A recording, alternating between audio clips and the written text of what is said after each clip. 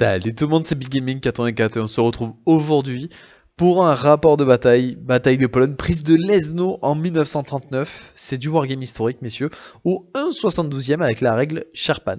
Alors, c'est un moment de nostalgie, parce qu'en fait, c'est la première bataille de wargame historique que j'ai faite, celle-ci. Et on était 4 joueurs, et c'était la première fois que je faisais du wargame historique. Donc ça commence à remonter. Et je n'ai jamais montré sur la chaîne cette bataille. J'avais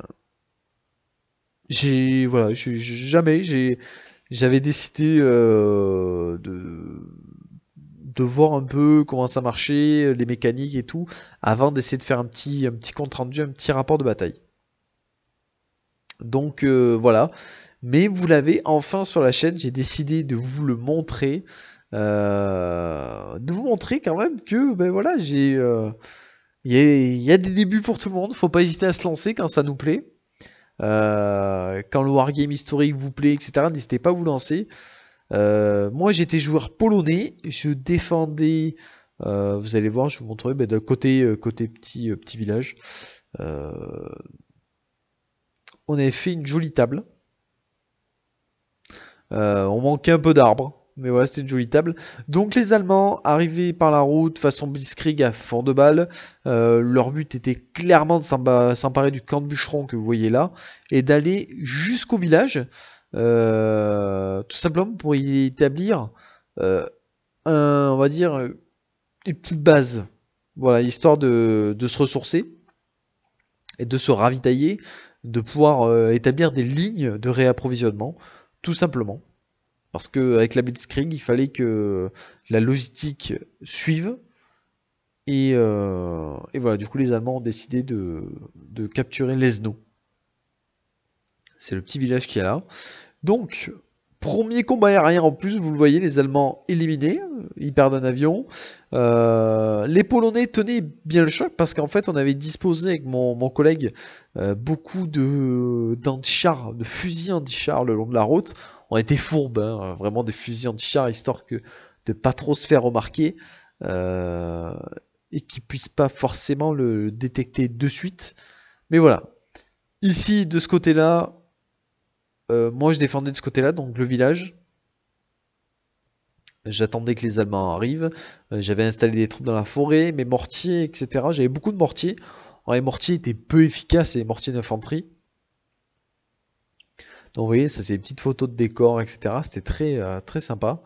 Bon, la petite maison faite à l'arrache, hein, vous voyez. C'était vraiment pour compléter. Voilà, et ça c'était mes forces blindées. Alors les deux chars, c'était deux FT-17 français que j'avais. Du coup, on a collé là parce qu'on manquait à l'époque d'effectifs polonais. Ce qui a changé, maintenant vous connaissez mon armée polonaise. Alors cette bataille, pour pas vous dire de bêtises, elle a 4 ans ou 5 ans. Je crois qu'elle était de début 2016. Donc ça commence à faire quand même. Début 2016 ou fin 2015. Donc ça commence à dater un petit peu. Mais du coup, c'est mes souvenirs qui parlent. Les Allemands étaient en souffrance, vous voyez, pour avancer parce que la route était régulièrement bouchée. Du coup, il fallait contourner, il fallait avancer. Néanmoins, leur artillerie était assez efficace. Ils y arrivaient bien.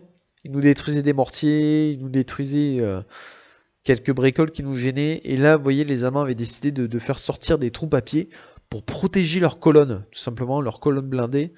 Ça leur permettait de sécuriser leur avancée qui était assez rapide.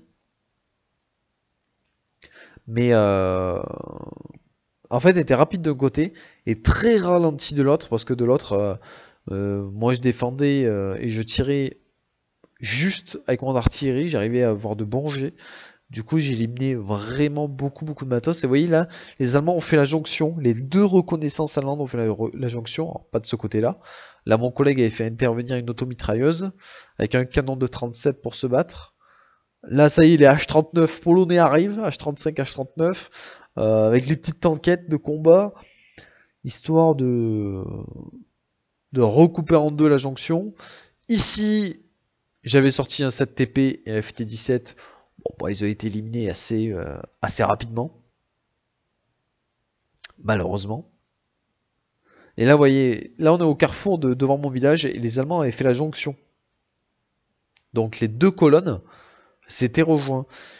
Et du coup, mon collègue a sorti ses H-35 pour couper la colonne de son côté, qui sort qu'il n'y ait plus de jonction.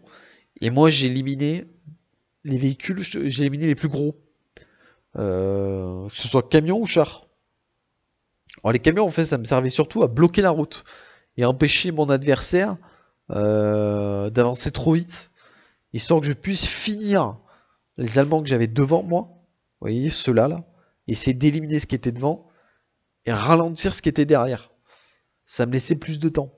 Du coup, cette technique s'est avérée très payante, honnêtement. J'ai été gagnant.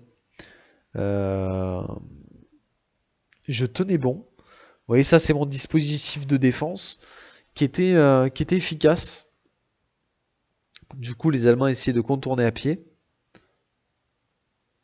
Et moi, j'avais amené toutes mes troupes là, histoire de vraiment tenir le choc et absorber les troupes allemandes qui arrivaient. Et là, mon collègue, il a pas réussi à tout maîtriser parce qu'il y a des chars allemands qui ont réussi à se faire la malle. Il poursuivait le char avec son automitrailleuse. Et là, voilà, là, il avait mis carrément des chars en travers et il a bloqué l'allemand. Clairement, on avait verrouillé. Et là, on est à la fin de la bataille. Ça y est, la bataille s'arrête là parce que les Allemands ont plus d'effectifs en fait et ils sont vraiment bloqués dans leur avancée. Donc, ils décident de battre en retraite. Donc, une belle victoire polonaise. C'était ma première bataille et j'avais gagné. Et c'était super sympa. En tout cas, j'espère que ce petit rapport de bataille vous a plu. N'hésitez pas à laisser un petit pouce bleu, un commentaire et à vous abonner, c'est super important pour la chaîne. Et je vous dis à plus tout le monde.